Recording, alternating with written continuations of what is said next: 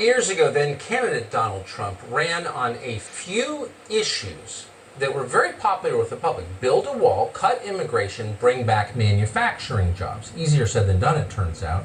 Very hard to get those things into law in the end. Democrats hated them. The permanent Washington establishment hated them every bit as much. But there was another problem. People within the Trump orbit also hated them and worked against making them policies.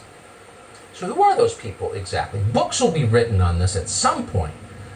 But for now, we know that it's a real problem.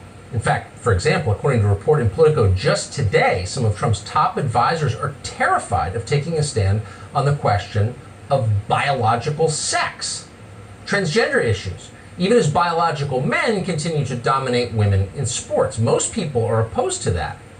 So why aren't they running on it? It's reality. Ned Ryan has been paying close attention to this. He has some ideas. He's the founder and CEO of American Majority, and we're happy to have him on tonight. Ned, thanks so much for coming on. So you often hear people say the swamp is in the way, and I think that's mostly Democrats and mostly permanent Washington figures. I think there are a lot of good people around the president. But some people around the president really are opposed to his agenda for ideological reasons. Who are they? Yeah, I got to tell you, Tucker, in the age of Trump and America First, it's fascinating to see how two swamp creatures like Katie Walsh and her husband Mike Shields have consolidated so much power and money inside of Trump's GOP. Katie is the senior data advisor at the RNC. She set up an LLC, Red Strategy, to raise money for the convention. She has the Lawton Group.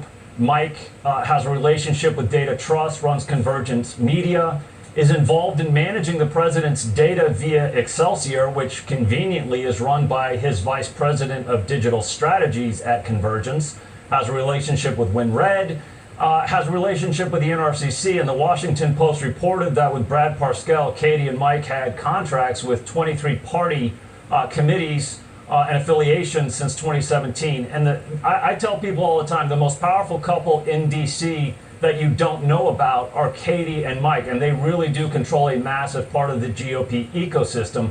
Right. But I will tell people this, Tucker, I would remind them, Katie pretty much walked out on the Trump campaign in 2016 after the Billy Bush tape.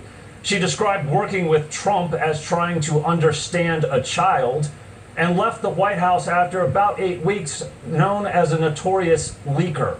So there's some real problems with these people. These are two former chiefs of staff at the RNC who are establishment first and last, who I think are doing their best to make sure Trump and America First do not stamp their image on the GOP, and I think they'd be very happy if there was a return to the McCain-Romney days.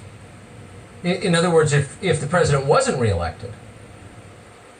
Correct. And I think this is one thing where Trump has to take a firm stance and realize he has the power and ability to make the GOP a creature of his own creation. He is the president of the party, and when he wins re-election, I would encourage him to put America First people in these positions of power, turn the GOP into an America First party, and the first thing he should do is rid the party of people like Katie Walsh and Mike Shields. I do think most Americans believe government should serve the middle class first, and Washington maybe last. So I think it's a popular idea, and I think it's important for the administration to work as a whole toward achieving it. So I appreciate this. Ned Ryan, Correct. Thank you for that. Good to see you. Thanks, Tucker. So Kanye West is running